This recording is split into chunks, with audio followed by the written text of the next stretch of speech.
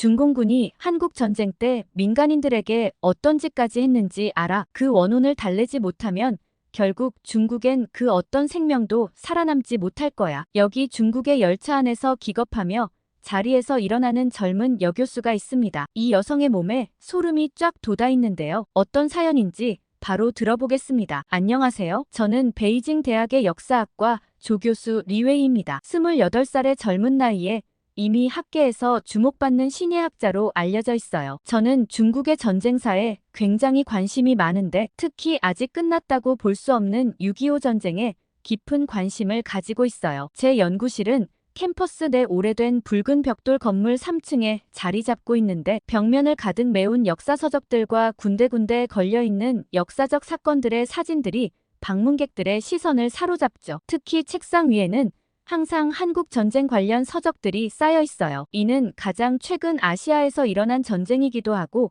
중공군이 대규모로 투입된 사건이기 때문이에요. 제 박사 논문도 한국 전쟁과 관련된 주제였습니다. 중국의 한국 전쟁 참전이 동아시아 지정학적 구도에 미친 영향이라는 제목으로 학계의 주목을 받았죠. 이런 배경 덕분에 저는 자연스럽게 이번 6.25 전쟁 70주년 기념 연구 프로젝트의 책임자로 선정되었어요. 프로젝트 시작을 앞두고 저는 이전 연구를 주관하셨던 장 교수님을 만나러 갔습니다. 장 교수님의 연구실로 향하는 긴 복도를 걸으며 저는 약간의 긴장감을 느꼈어요. 문을 열고 들어서자 서가에 빼곡히 꽂힌 책들과 노트북 앞에 앉아 계신 장 교수님의 모습이 보였습니다. 장 교수님은 평소에 전쟁사 분야의 거장으로 많은 역사학자들의 존경을 받는 분이에요. 흰 머리에 두꺼운 뿔테 안경을 쓰신 모습이 인상적이었습니다. 그의 눈빛에서 오랜 세월 역사를 연구해온 학자의 날카로움이 느껴졌어요. 장 교수님은 저를 반갑게 맞아주셨습니다. 그리고 곧바로 본론으로 들어갔어요. 교수님께서는 중국의 역사학자로서 이런 연구를 하는 목적은 다음 전쟁이 생겼을 때 중국에 최대한 이익을 가져다주는 방법이 무엇인지 고안하는 게 가장 먼저라고 말씀하셨습니다. 저는 그 말씀을 듣고 깜짝 놀랐어요. 전쟁을 위해 연구를 한다는 생각은 해본 적이 없었거든요. 하지만 겉으로 티를 내지 않으려 노력했습니다. 교수님은 계속해서 말씀하셨어요. 역사 연구의 궁극적인 목적은 국가의 이익을 위한 것이며 특히 전쟁사 연구는 미래의 전쟁에 대비하기 위한 것이라고 강조하셨습니다. 저는 겉으로는 열심히 듣는 척했지만 속으로는 다른 생각을 하고 있었어요. 아무리 중국의 역사학자라도 그 이전의 사람인 만큼 민간인 피해를 어떻게 하면 최대로 줄일 수 있을지 그리고 다시는 이런 일이 생기지 않도록 예방하는 게 먼저인 거 아닌가 하는 생각이 들었습니다. 장 교수님은 이번 연구의 중요성에 대해 설명하셨어요. 그 전쟁에서 중국군이 어떤 전략과 전술을 사용했는지, 어떤 성과를 거두었는지, 그리고 어떤 실수를 했는지를 철저히 분석해야 한다고 강조하셨습니다. 대화가 깊어질수록 저는 점점 더 불편한 마음이 들었어요. 교수님의 말씀은 전쟁을 마치 하나의 게임처럼 다루는 것 같았습니다. 수많은 생명이 희생된 비극적인 역사를 단순히 전략과 전술의 관점에서만 바라보는 것이 과연 옳은 일인지 의문이 들었어요. 그러던 중 교수님께서 더욱 충격적인 말씀을 하셨습니다. 넌지시 대만을 먹기 위해 전쟁이 일어날지도 모르니 책임이 크다고 얘기하셨어요. 저는 속으로 깜짝 놀랐습니다. 그 순간 이 프로젝트의 진짜 목적을 이해하게 되었어요. 교수님은 현재 중국의 경제 상황과 국제 정세를 설명하시면서 대만 문제의 해결이 불가피하다고 말씀하셨습니다. 그리고 이번 연구 프로젝트가 그 준비 과정의 일환이 될 수 있다고 하셨어요. 저는 말문이 막혔습니다. 제가 맡은 연구가 실제 전쟁 준비에 이용될 수 있다는 사실이 너무나 충격적이었어요. 대화가 끝나갈 무렵 교수님은 국가의 미래가 걸린 일이니 최선을 다해 연구해달라고 당부하셨어요. 저는 무거운 마음으로 고개를 끄덕였습니다. 연구실을 나와 캠퍼스를 걸으며 저는 깊은 고민에 빠졌어요. 지금 중국 내수 경제가 엉망이고 붕괴 일보 직전이라는 사실과 국민들의 관심을 외부로 돌릴 수밖에 없다는 것, 그리고 그 방법이 바로 대만을 점령하는 일이라는 것을 깨달았습니다. 머릿속이 복잡해졌어요. 제가 존경하는 교수님의 말씀이지만 이는 제가 평소 가지고 있던 역사학자로서의 신념과는 너무나 달랐습니다. 역사 연구가 또 다른 전쟁의 도구가 될 수 있다는 사실이 저를 무겁게 짓눌렀어요. 제가 맡은 일이 대만과의 전쟁을 위한 방법이 될 수 있겠다는 사실에 좌절감이 밀려왔습니다. 그대로 연구실로 돌아와 창밖을 바라보며 저는 깊은 한숨을 내쉬었습니다. 제가 너무나도 원했던 연구였는데 당장이라도 그만두고 싶었어요. 그렇지만 쉽게 결정을 내리기가 너무나 어려웠습니다. 사실 역사를 사랑했던 제가 교수가 되어 얻은 가장 큰 혜택은 바로 박물관의 지하 수장고를 자유롭게 드나들 수 있다는 점이었어요. 특히 베이징 군사박물관의 지하 문서보관소는 역사학자들에게 꿈의 장소나 다름없습니다. 평소라면 절대 접근할 수 없는 곳이지만 이번 프로젝트 덕분에 저는 그곳에 발을 들일 수 있게 되었죠. 처음 지하 문서보관소에 들어섰을 때의 느낌을 잊을 수가 없어요. 무거운 철문을 열고 들어서자 차가운 공기와 함께 오래된 종이 냄새가 코를 찔렀습니다. 각 서가에는 연도와 주제별로 정리된 문서들이 빼곡히 꽂혀 있었죠. 제겐 정말 천국 같은 곳이었어요. 하지만 교수님과의 대화 이후 이 프로젝트를 맡는 것이 너무 불편하게 느껴졌어요. 문서보관소를 마음대로 드나들 수 있다는 건 너무 좋았지만 제 연구 목적은 끔찍한 일이었으니까요. 과거의 전쟁에서 희생된 수많은 생명들을 생각하면 가슴이 아팠고 그들의 희생을 또 다른 전쟁의 밑거름으로 삼는다는 것이 너무나 부당하게 여겨졌습니다. 저는 최대한 대만과의 전쟁을 막을 수 있는 방법은 없을까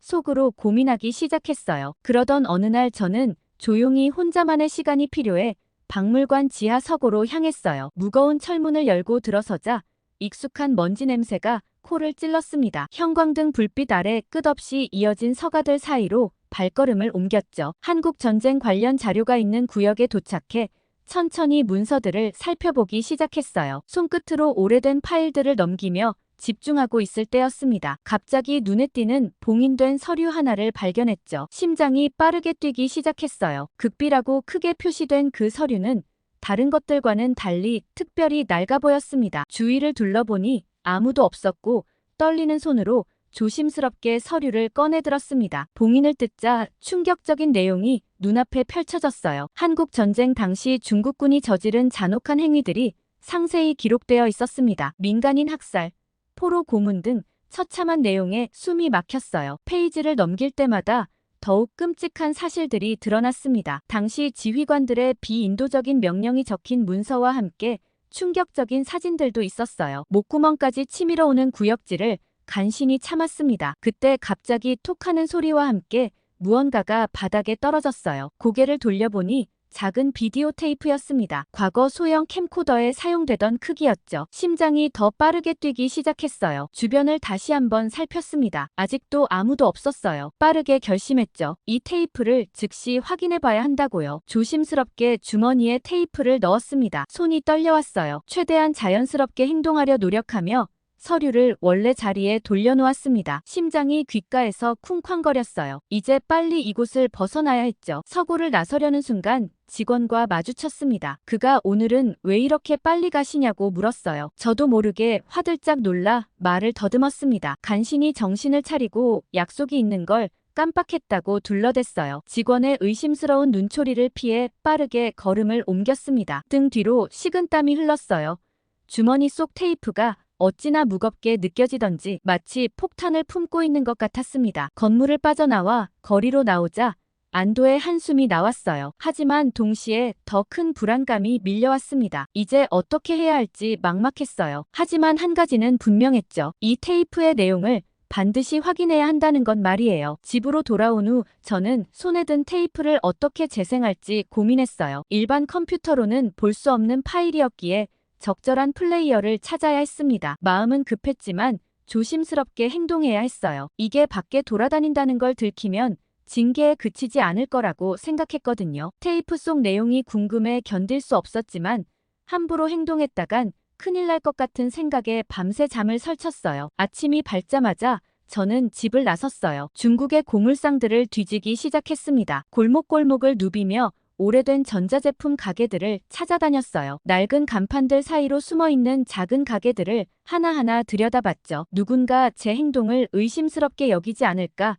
끊임없이 주변을 살폈어요. 고개를 숙이고 걸으면서도 눈은 계속 주위를 살폈습니다. 간혹 지나가는 사람들과 눈이 마주치면 심장이 쿵쾅거렸어요. 여러 가게를 돌아다녔지만 원하는 걸 찾기가 쉽지 않았습니다. 그리고 혹시 누군가 제 뒤를 밟고 있는 건 아닐까 하는 생각에 자꾸 뒤를 돌아보며 점점 초조해졌어요. 마침내 허름한 고물상 한 구석에서 낡은 플레이어를 발견했습니다. 가슴이 뛰었어요. 먼지 쌓인 선반 위에 놓여있는 그 플레이어를 보는 순간 희망이 생겼죠. 손이 떨리는 걸 느꼈어요. 주인에게 물어보니 다행히 작동은 된다고 하더군요. 그 말을 듣자 안도감이 밀려왔습니다. 서둘러 구매를 완료하고 집으로 향했어요. 플레이어를 품에 안은 채 걸음을 재촉했죠. 집으로 돌아오는 길에도 자꾸만 뒤를 돌아봤고 평소에는 아무렇지 않게 지나쳤을 행인들도 의심스럽게 보였어요. 그러다 갑자기 한 공안이 제게 다가와 말을 걸었습니다. 저는 잔뜩 움츠러들었어요. 심장이 터질 것 같았죠. 온몸에 식은땀이 흘렀어요. 머릿속이 하얘졌습니다. 다행히 길을 물어보는 내용이었고 안도감과 동시에 죄책감이 밀려왔죠. 떨리는 목소리로 길을 알려주고 빠르게 그 자리를 벗어났어요. 안전하게 집에 도착한 후에야 안도의 한숨을 내쉬었습니다. 문을 닫는 순간 긴장이 풀렸어요. 하지만 여전히 불안감은 남아있었죠. 이제 진실과 마주할 시간이 다가오고 있었어요. 플레이어를 꺼내 손에 쥐었습니다. 이 작은 기계 안에 엄청난 비밀이 담겨 있다고 생각하니 무거운 책임감이 느껴졌어요. 떨리는 손으로 플레이어에 테이프를 넣었어요. 화면이 켜지자 숨을 죽였습니다.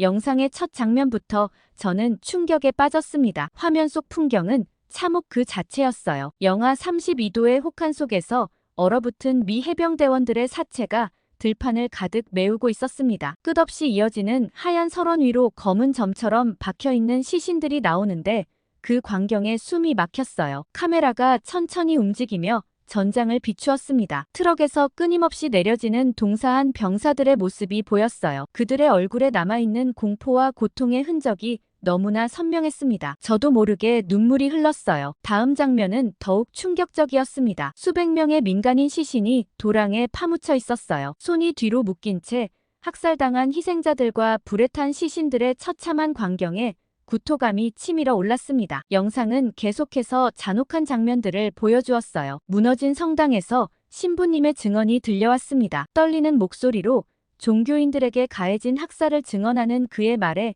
가슴이 찢어지는 듯 했어요. 영상은 촬영된 날짜와 장소 내용이 정확히 표기되어 있었고 충분히 증거로서의 역할을 할 수 있었습니다. 이 영상에는 북한군과 중공군의 잔혹 행위와 파괴 약탈 행위들이 낱낱이 기록되어 있었거든요. 특히 마음을 아프게 한 것은 전쟁 포로들과의 인터뷰였어요. 그들의 눈에 담긴 공포와 절망 그리고 어린이들의 공허한 표정, 여성들의 억눌린 슬픔까지 모든 것이 너무나 생생했습니다. 인간성을 말살하는 전쟁의 본질을 여실히 보여주는 장면들이었어요. 영상이 끝나고 화면이 꺼졌지만 한동안 움직일 수가 없었습니다. 머릿속에서 방금 본 장면들이 계속 맴돌았어요. 이 영상의 존재를 어떻게 해야 할지 고민에 빠졌어요. 공개하면 엄청난 파장이 일어날 것이 분명했습니다. 하지만 그렇다고 이대로 묻어둘 수는 없었어요. 영상을 본 후 저는 깊은 고뇌에 빠졌어요. 밤새 잠을 이루지 못한 채 방 안을 서성였습니다. 이 충격적인 진실을 세상에 밝혀야 할지 아니면 그냥 덮어야 할지 결정할 수 없었어요. 한편으로는 역사적 진실을 알려야 한다는 책임감이 들었지만 다른 한편으로는 이로 인해 발생할 혼란과 위험이 두려웠습니다. 새벽녘이 되어서야 한 가지 생각이 떠올랐어요. 장 교수님이 혹시 이 일에 대해 알고 계시지 않을까 하는 생각이었죠. 결심을 하고 아침 일찍 교수님을 찾아갔습니다. 교수님의 연구실 문을 조심스레 두드렸어요. 들어가자 교수님은 평소와 다름없이 책상에 앉아 계셨습니다. 저는 긴장된 목소리로 인사를 드렸어요. 슬쩍 한국 전쟁 때 일어났던 중공군의 잔혹 행위에 대해 물어봤습니다. 그 순간 교수님의 표정이 굳어지는 걸 볼 수 있었어요. 갑자기 아무 말 없이 차를 마시기 시작하셨죠. 침묵이 흐르는 가운데 교수님이 불쑥 제 아버지의 직업을 물으셨어요. 저는 당황스러웠지만 하이난에서 은행장을 하신다고 대답했습니다. 대답이 끝나자 아버지가 은행장까지 하셨으면 답을 알만했을 텐데 굳이 찾아올 필요가 있었냐며 중얼거리셨죠. 한동안 교수님은 또다시 말없이 차만 마셨어요. 긴 침묵 끝에 교수님이 입을 여셨습니다. 중공군은 절대 민간인 학살에 가담하지 않았다고 단호하게 말씀하셨어요. 그리고 사실보다는 지금 우리가 어디에 있는지가 더 중요하다고 하셨습니다. 그리고 역사는 항상 승자의 역사라며 누가 쓰는지가 중요하지 사실 자체는 중요하지 않다고 하셨습니다. 저는 그 말씀을 듣고 충격을 받았어요. 마지막으로 교수님은 이 정도면 충분히 알아들었을 거라며 이만 가달라고 하셨습니다. 저는 심장이 터질 것 같은 느낌으로 연구실을 나왔어요. 밖으로 나오자 온갖 생각이 제 머릿속을 스쳐 지나갔습니다. 갑자기 아버지 직업을 왜 물어보셨을까? 사실이 중요하지 않다니 그게 무슨 말씀이실까? 복잡한 감정이 밀려왔어요. 이제까지 존경해왔던 교수님에 대한 실망감이 가득했습니다. 진실을 추구해야 할 역사학자가 어떻게 이런 말씀을 하실 수 있을까 하는 의문이 들었어요. 걸음을 옮기며 계속해서 교수님과의 대화를 곱씹었습니다. 캠퍼스를 걸으며 저는 깊은 고민에 빠졌어요. 모른 척 덮어버리라는 의미라고 느껴졌거든요. 하지만 양심의 가책을 느꼈습니다. 오히려 교수님께 물어보고 난 후 더 혼란스러웠고 연구실로 돌아와 고민에 빠져 있었어요. 그런데 갑자기 울리는 뉴스 속보 알림음에 제 시선이 컴퓨터 화면으로 향했습니다. 화면에 비친 내용을 보고 가슴이 철렁했죠. 제 고향인 하이난이 슈퍼 태풍 야기의 강타를 받았다는 소식이었어요. 기록적인 폭우로 인한 대규모 피해 예상 소식에 저는 즉시 가족들에게 연락을 시도했습니다. 하지만 전화는 연결되지 않았어요. 태풍의 피해가 워낙 커서 통신망이 마비된 것 같았죠. 불안감이 점점 커져갔습니다. 저는 더 이상 망설일 수 없었어요. 당장 고향으로 가봐야겠다고 결심했습니다. 서둘러 짐을 챙기고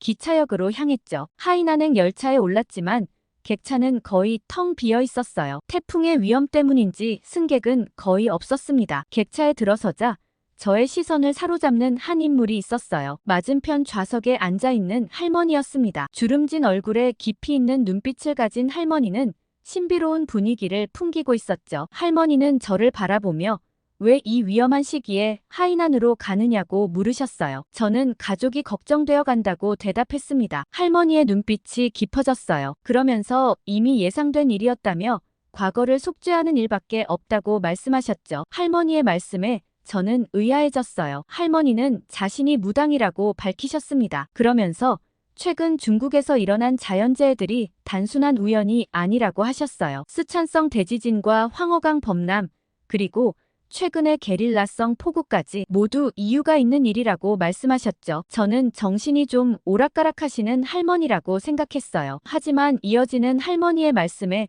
저는 소름이 돋았습니다. 할머니는 극비 자료에 있었던 중공군의 만행을 낱낱이 언급하셨어요. 그리고 그 때문에 지금 중국이 저주를 받고 있다고 말씀하셨죠. 저는 할 말을 잃었어요. 지하문서고에 있는 그 자료의 내용을 어떻게 알고 계신 건지 의아했습니다. 할머니의 눈빛은 마치 저를 꿰뚫어보는 듯 했어요. 신비로운 분위기가 객차 전체를 감쌌습니다. 할머니는 계속해서 말씀하셨어요. 이대로 가다간 중국은 폐허가 되어 생명이 있는 것은 아무것도 살아남지 못할 거라고 예언하셨죠. 저는 할머니의 말씀에 압도되어 어떻게 해야 하냐고 물었습니다. 할머니의 대답은 간단했어요. 원혼을 달래야 한다고 하셨죠. 제가 어떻게 달래야 하는지 더 자세히 묻고자 할 때였어요. 갑자기 시야가 흐려졌고 눈을 번쩍 떴어요. 주변을 둘러보니 아무도 없었습니다. 할머니도 보이지 않았죠. 꿈이었던 걸까요? 하지만 너무나 생생해서 꿈이라고 하기엔 뭔가 이상했어요. 저의 머릿속에는 할머니의 말씀이 계속 맴돌았습니다. 기차가 도착했고 저는 그대로 역에서 내렸습니다. 하이난 역에 내리자 제 눈앞에 펼쳐진 광경은 처참했어요. 시속 245km의 강풍을 동반한 태풍 야기가 휩쓸고 간 자리는 마치 전쟁터를 방불케 했습니다. 나무들은 뿌리째 뽑혀 도로를 가로막고 있었고 건물들은 지붕이 날아가거나 유리창이 깨진 채 위태롭게 서 있었죠. 거리는 온통 잔해와 쓰레기로 뒤덮여 있었어요. 저는 발을 내디딜 때마다 무언가를 밟는 소리에 가슴이 아팠습니다. 100만 명이 대피했다는 뉴스가 실감났어요. 거리에는 사람 그림자 하나 보이지 않았죠. 저는 서둘러 집 근처의 대피소를 찾아 나섰습니다. 첫 번째 대피소는 사람들로 북적였지만 부모님의 모습은 보이지 않았어요. 두 번째, 세 번째 대피소도 마찬가지였죠. 점점 불안감이 커져갔습니다. 이제 마지막이라는 심정으로 네 번째 대피소로 향했고 네 번째 대피소에 도착했을 때 저는 눈물을 흘릴 뻔했습니다. 구석에 앉아 계신 부모님의 모습이 보였어요. 안도의 한숨을 내쉬며 부모님께 달려갔죠. 어머니는 저를 보자마자 왜 여기까지 왔냐며 다그치셨어요. 너무 위험했다고 그러셨죠. 저는 두 분이 무사해서 정말 다행이라고 말씀드렸습니다. 부모님의 손을 꼭 잡은 채 한동안 아무 말도 할 수 없었어요. 잠시 후 어머니가 입을 여셨습니다. 신기한 일이 있었다고 하셨어요. 태풍이 오던 날 밤 일이었죠. 어머니는 평소보다 일찍 잠자리에 드셨다고 해요. 너무 피곤해서 깊은 잠에 빠져 있었죠. 그런데 갑자기 아주 나이든 할머니가 나타나 자고 있는 어머니를 흔들어 깨웠다고 합니다. 지금 당장 나가야 한다며 호통을 치셨대요. 어머니는 그 소리에 화들짝 놀라 잠에서 깼고 그때 태풍 대피 경보가 울리고 있었다고 해요. 너무 피곤해서 경보 소리도 못 듣고 골아떨어졌던 거였죠. 어머니는 즉시 아버지를 깨워 대피소로 피신했다고 합니다. 그 덕분에 무사할 수 있었다고 하셨어요. 저는 어머니의 말씀을 듣자마자 열차에서 만난 할머니가 떠올랐습니다. 할머니가 가족들을 구해주신 거라는 생각이 들었어요. 신비로운 기운이 온몸을 감쌌죠. 그 순간 저는 깨달았습니다. 원혼을 달래는 방법은 바로 진실을 밝히는 것이라고요. 중국 정부가 과거의 잘못을 인정하고 공식적으로 사과하게 만드는 것, 그것만이 유일한 해결책이라는 확신이 들었어요. 저는 마음을 굳게 먹었습니다. 부모님께 걱정 말라고 당부드리고 그 길로 다시 북경으로 향했어요. 저는 숨가쁘게 연구실로 달려갔어요. 복도를 지나는 동안 심장이 미친 듯이 뛰었습니다. 머릿속에는 온통 제가 발견한 충격적인 사실들로 가득 찼죠. 연구실 문을 열자마자 컴퓨터 앞으로 달려갔어요. 손가락이 키보드 위를 날듯이 움직였습니다. 중공군의 잔혹한 행위에 대한 사실들을 하나하나 정리해 나갔어요. 타이핑을 하면서 그 참혹한 광경이 눈앞에 선하게 떠올랐습니다. 얼어붙은 시신들, 끝없이 이어지는 눈밭. 그 광경을 생각하니 소름이 돋았어요. 하지만 멈출 수 없었죠. 진실을 알려야 한다는 사명감이 저를 밀어붙였습니다. 민간인 학살의 증거에 대해 계속해서 타이핑을 이어갔어요. 손가락이 아팠지만 아랑곳하지 않았습니다. 시간 가는 줄 모르고 글을 썼어요. 창밖으로 보이는 하늘이 어두워지는 것도 몰랐죠. 이 글을 해외 언론사와 학술지에 투고해야겠다는 생각에 더욱 집중했습니다. 진실이 밝혀지면 세상이 어떻게 변할지 상상하니 가슴이 뛰었어요. 그때였습니다. 갑자기 문이 벌컥 열렸어요. 놀라서 고개를 들어보니 공안들이 들이닥쳤습니다. 그들의 표정은 무서울 정도로 차가웠죠. 저는 순간 얼어붙었어요. 머릿속이 하얘졌습니다. 어떻게 해야 할지 몰라 그저 그 자리에 굳어버렸어요. 공안들은 말없이 연구실을 뒤지기 시작했습니다. 책상, 서랍, 책장 구석구석을 샅샅이 뒤졌어요. 모든 자료를 커다란 박스에 담아갔죠. 저는 그저 멍하니 바라볼 수밖에 없었습니다. 제 노트, 제 책, 심지어 개인 물품까지 모두 가져갔어요. 그제서야 깨달았어요. 제 컴퓨터에 감시용 보안 프로그램이 깔려 있었던 거죠. 모든 게 감시당하고 있었다는 사실에 등줄기로 식은땀이 흘렀습니다. 어리석었던 제 자신이 원망스러웠어요. 어떻게 이런 생각을 못했을까 자책했죠. 공안들이 나가자마자 장 교수님의 호출을 받았습니다. 무거운 발걸음으로 교수님 연구실로 향했어요. 복도를 걸으며 머릿속이 복잡해졌죠. 앞으로 어떤 일이 벌어질지 두려웠습니다. 교수님께 어떤 말씀을 들을지 생각하니 가슴이 철렁 내려앉았어요. 교수님 연구실 문을 조심스레 열었어요. 들어서자마자 교수님의 차가운 눈빛이 저를 맞이했습니다. 평소의 온화한 모습은 찾아볼 수 없었죠. 긴장감이 연구실 전체를 감쌌어요. 숨 쉬는 것조차 조심스러웠습니다. 교수님은 베이징대에서 이런 일을 했다는 게 알려지기라도 하면 우리 대학의 수치라고 말씀하셨어요. 그 목소리에는 실망감과 분노가 섞여 있었습니다. 저는 고개를 숙인 채 듣고만 있었죠. 너무 무서워서 어떻게 얘기해야 할지 몰랐어요. 교수님은 계속해서 말씀하셨어요. 조용히 넘어가 줄 테니 혹시나 남겨둔 증거자료가 있다면 모두 학교에 반납하고 그대로 학교에서 나가라고 하셨습니다. 그 말씀에 저는 충격을 받았어요. 이렇게 끝나는 건가 하는 생각에 가슴이 아팠습니다. 용기를 내어 한마디 했습니다. 역사적 과오는 인정하고 반성하는 게 진정한 강대국이 아니냐고 말이에요. 하지만 교수님의 표정은 변하지 않았죠. 오히려 더 차갑게 변했습니다. 제 말이 전혀 먹히지 않는다는 걸 깨달았어요. 교수님은 허튼 생각해서 한 번 더 이런 자료를 만들면 그때는 법의 심판을 받게 될 거라고 경고하셨어요. 그 말씀에 저는 할 말을 잃었습니다. 교수 직위는 물론이고 국가반역법으로 평생 옥살이를 해야 할지도 모른다는 생각에 무서워졌죠. 모든 게 무너지는 것 같았어요. 결국 저는 모든 걸 내어주고 연구실을 나왔어요. 캠퍼스를 벗어나 거리를 걸으며 깊은 고민에 빠졌습니다. 이대로 포기할 순 없었어요. 어떻게든 진실을 알려야 한다는 생각뿐이었죠. 그때 문득 한 가지 아이디어가 떠올랐습니다. 위험한 방법이지만 시도해볼 만한 가치가 있다고 생각했어요. 집으로 돌아와 컴퓨터 앞에 앉았고 VPN을 여러 번 우회해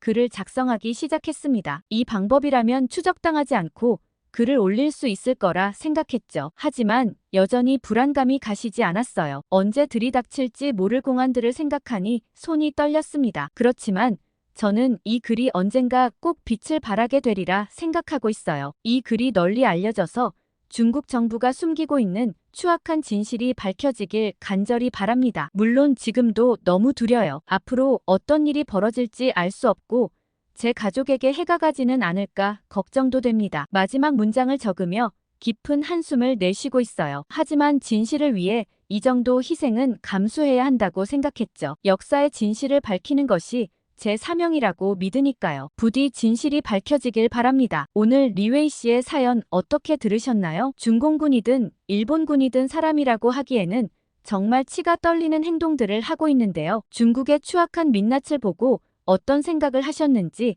댓글 많이 달아주세요. 다음에 더 좋은 사연으로 돌아오겠습니다. 사연 제작소 감동필름이었습니다.